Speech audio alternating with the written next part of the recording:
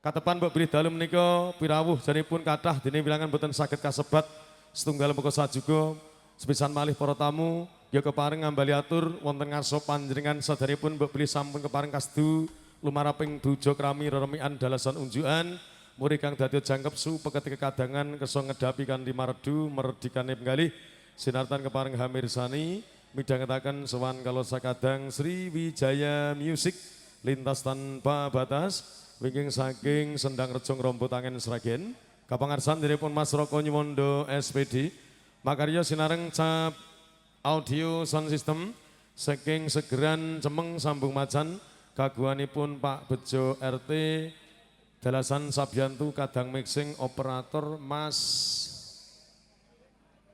Jegleng ya, tetep lawas operatornya siji iki ya. Ugi kadapuk Mas Bendung satanipun audio sound system dalu mawi live streaming video syuting GNS Multimedia saking Sri Mulyo Gondang Sragen kagunganipun Mas Joni satu kadang pramuladi anjakepi pawehan dalu kalenggahan suka langen panglipur sering kadang Sri Wijaya kepareng badhe tinarbuka nganti wilangan vokalis wonten sekawan grambyanipun pelok mawon nggih. Ridu mawon mangewurahan tengaraning curit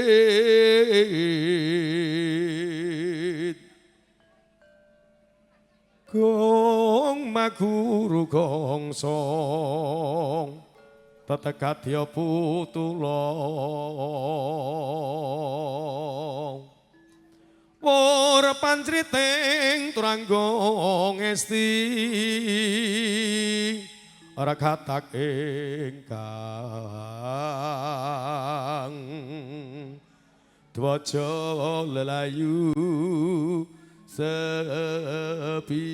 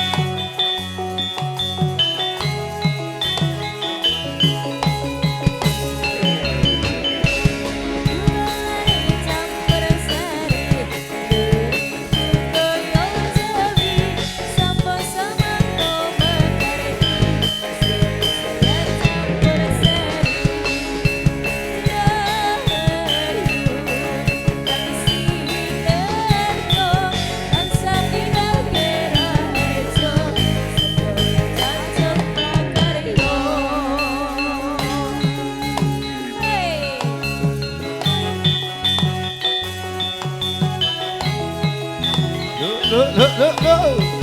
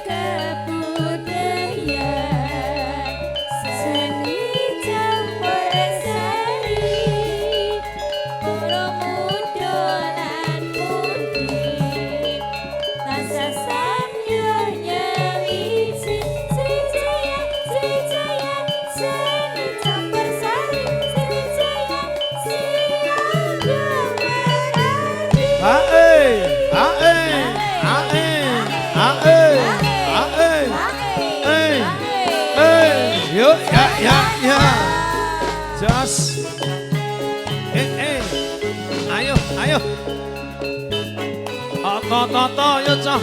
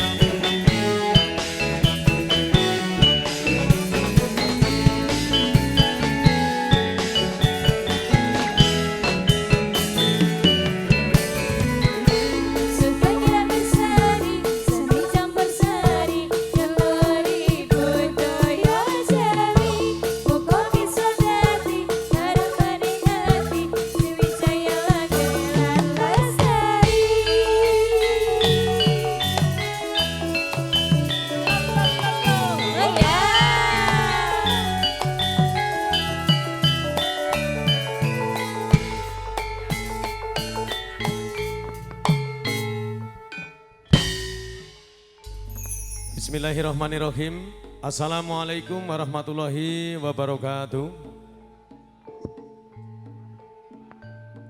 Assalamualaikum warahmatullahi wabarakatuh. Alhamdulillah sami kompak. Warta sami sehat sedanipun para tamu Bapak Ibu. Kawilujengan kabagas kewarasan mugi tansah kapatedhakno kajiwa sagung para tamu sinedahan kakung putri dalasan kawula sakadang.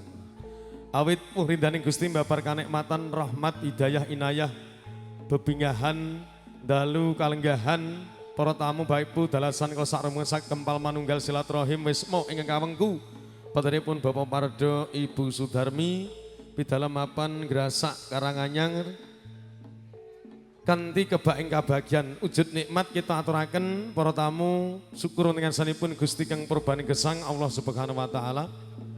Derek kanthi ngikrar maos hamdalah sesarengan alhamdulillahirabbil alamin. Salam dalapun salawat kita aturaken papetri asung hormat junjungan Nabi besar kita Muhammad Rasulullah sallallahu alaihi wasallam.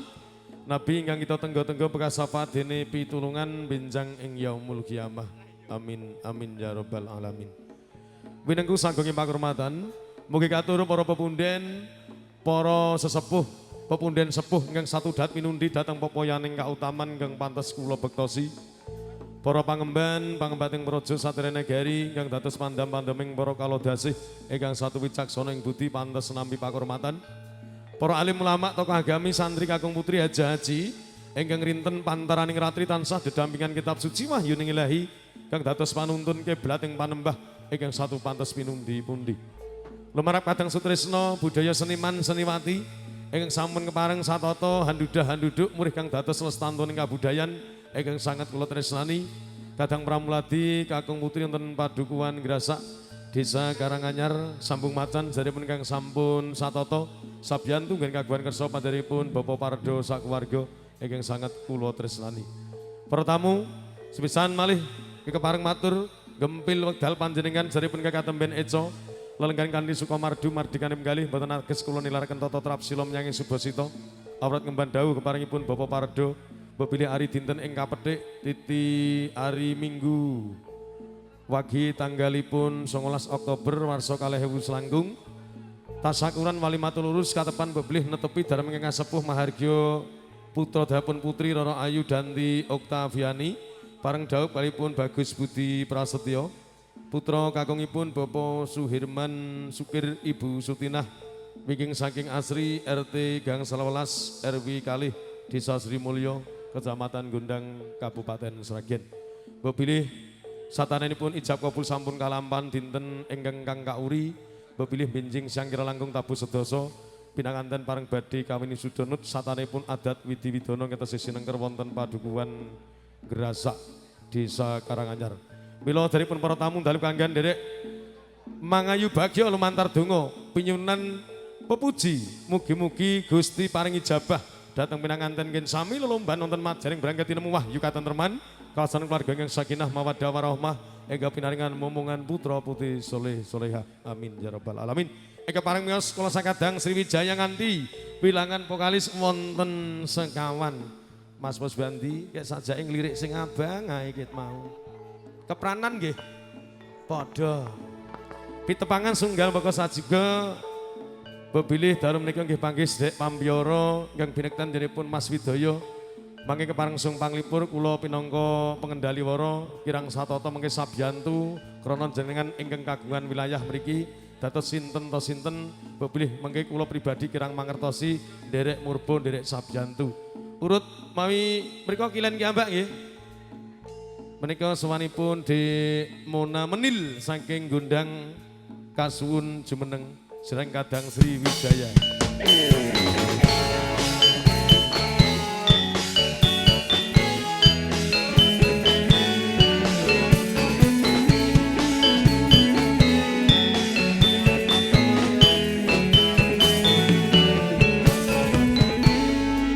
Sinasa panggih perdana ngapunten kalebet nek mungguh kula pribadi nembe asing nggih. Panggih nembe perdana iki sepisan iki Mas Bos Banti. Salam kenal Dik nggih. Gondange pundi? Dalem pun lenggahe gondang nggih. Gondange pundi Dik? Kaliwedi oh alah tanggane Bu Asih. Ya. Enten tanggamu lho Dik. Ya. Gondang Sragen. Urutan kang angka kalih sowan Mbak Ella Geneva saking Tangen nggih kepareng jumeneng.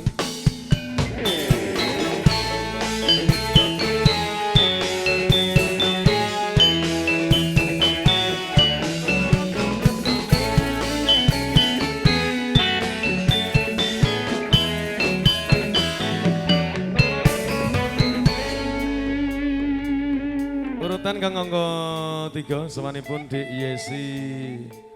Yesi Permatasari ingkang bareng jumeneng.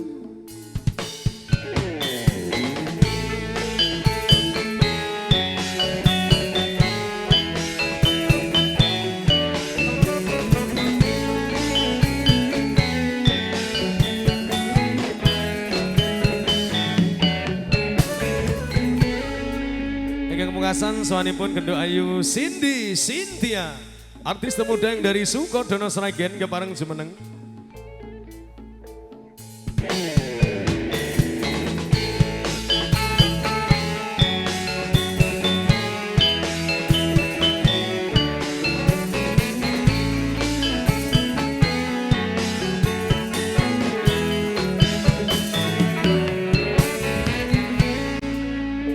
Manus atas nama MC kula pun Dimas Hendol saking Grupukan Prodadi. Dalu kangge kepandhek mangayu bagyo nggih kagungan kesom deripun Bapak Pardo Ibu Sudani. Kekepareng kesung panglipur tinar buko nggak pitembangan kalipun kadang vokalis wilangan wonten sekawan. Jadi pun para tamu kasuan dari hantu dungo. Mugi-mugi para madya wusono nggih kagungan keson pun Bapak Pardo sak keluarga wilujeng boten wonten pambengan. Sugata panglipur ingkang pareng badhe kapiyarsa. Perdana opening artis Sriwijaya.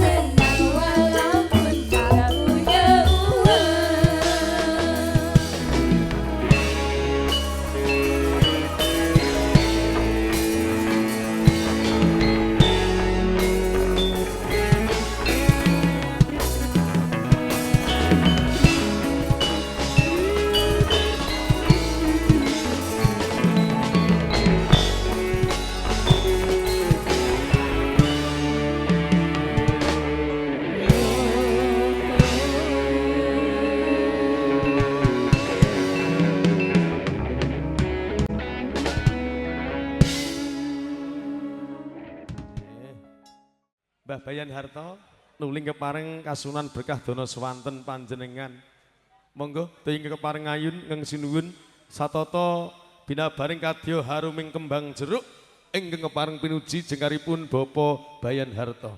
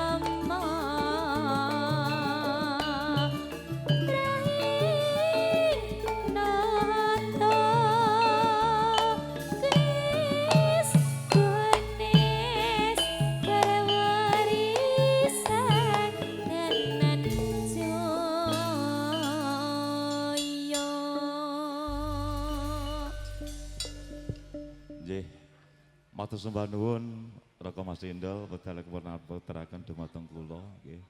Saderengipun kula tetembangan kula pribadi ngaturaken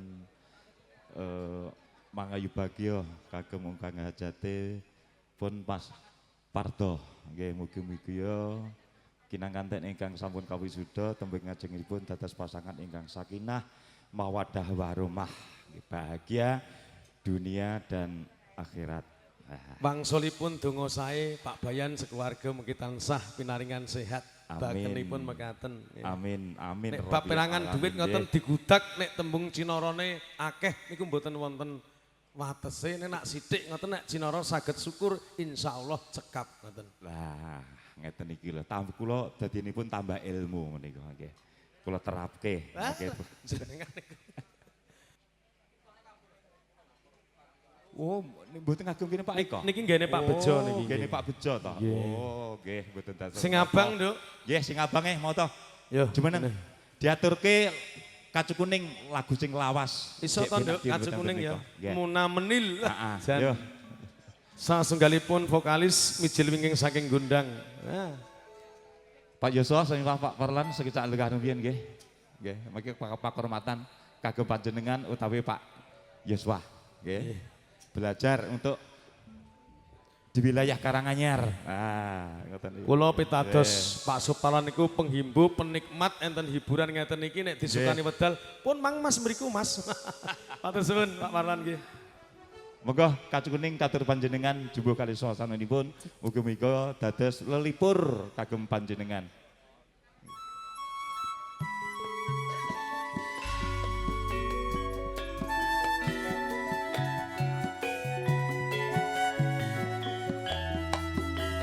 Bungan panglipur Pak Eko Goang nggih. Rawuh niki Pak Eko Goang nggih. Tasih perjalanan nggih. Kendak mriki mengke nggih. Sugeng mete katakan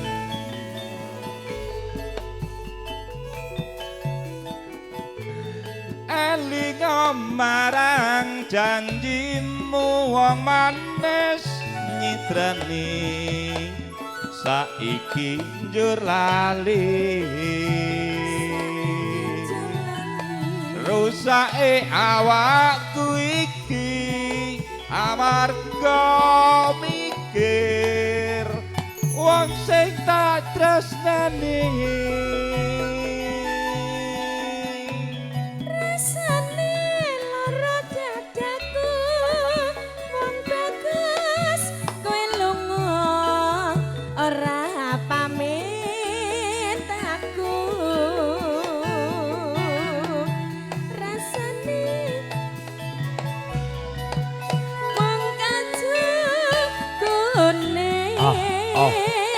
Tondo tresnanku kacu kuning dadi pepeling nalika biyen kowe isih nyandhen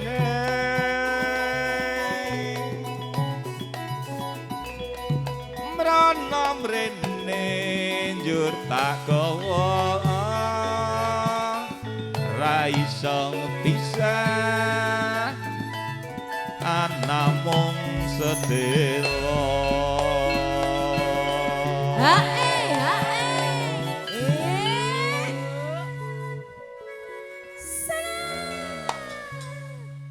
Mika cek nganggo. Pak Bayan, dalem. jejere MC niku sing mboten kuat niku nek Nah, cedak. ngeten iki lho, meskipun niku pun kula batin. Apa meneh nek niku, Pak. disingkuri penyanyi lah. Pas tengah jenengan. Duh. Ampun mirsani mawon. Nil, Dalu Mas. dodoku nganti ampek lho. Nduk. Tak pindah nek Mas. Geser saiki. Pun kersane teng mriki Mboten mawon. menapa. Niki kula Tak batin kok. pindah Mas aku Mas. Mung kula ngeten bayangke nek nggen kula teng griya kan rada tipis. Oh, ngoten. Mung kandel niki sekedhik ngoten. Paling ya mung dah kaya apa ya tak ngoten niki. Aja ngono kuwi Mas. Age ndang Bali wong manis aku wis kangen sliramu Ya iyo. kacu kuning tajan nunggu Bali wong ayu kumpul karo aku Prasetyo Sinareng Sriwijaya Nyampur Sari. Makarya Sinareng Cap Audio Sound System. JNS Multimedia Mas Joni. Sekamari dalipun Bopo Pardo dalam mapan Grasak Karanganyar Sambung Matan Ragen.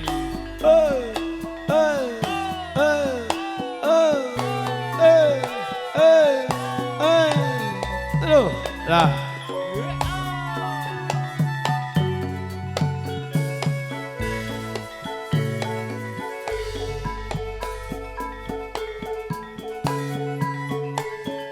eling marang janjimu wong manis nyidrani saiki njur lali Iya iyo. Iya iyo. rusake awakku iki amarga mikir wong sing tak tresnani Yo yo yo yo. Yo yo yo yo. Rasane lara dadaku wong bagus kowe lunga ora pamit aku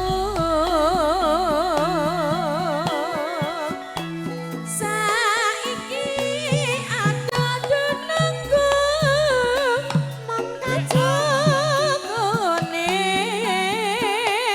tandha katresnanku kacu kuning dadi pepeling nalika biyen kowe isih ngandhene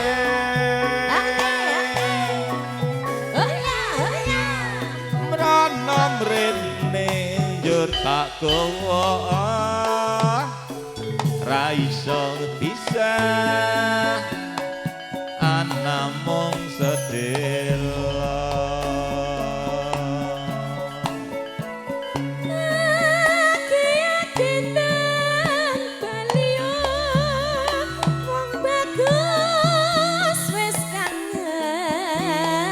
Katamu sliramu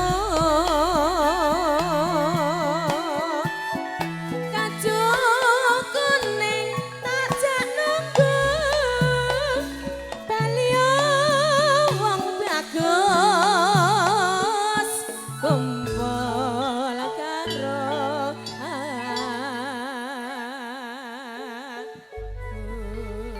nggih Mas Endol matur sembah nuwun nggih sampun paripurna acara kula nderek tetembangan